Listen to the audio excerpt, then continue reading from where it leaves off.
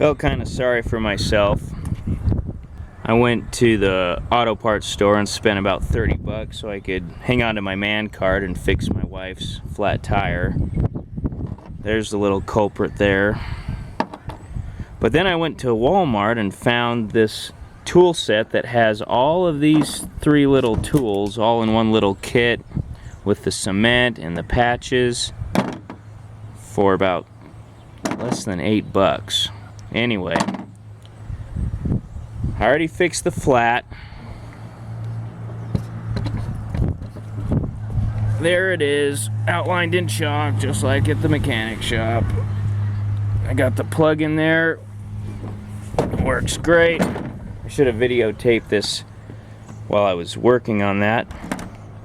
But what you do is you take this reamer. Again, at Walmart they have a tool that has all these tools built into one. Very handy. You take the reamer, plug it into the hole after you remove the puncture. This is a crummy video. You ream the hole in and out, in and out, in and out, in and out. Ream it up good.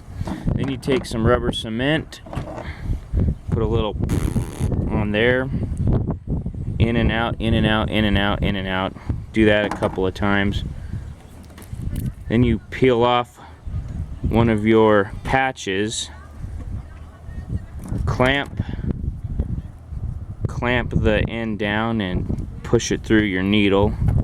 Once it's centered through the needle, halfway through the needle, put some more rubber cement on the needle, poke it in there all the way. Oh, not all the way. You leave about 1/4 of an inch out. Then you turn it 1/4 turn and then pull it out just enough, about 1/4 of an inch or so. Then you take your razor blade and trim it off. There's plenty of other videos out there where you can look at that as well.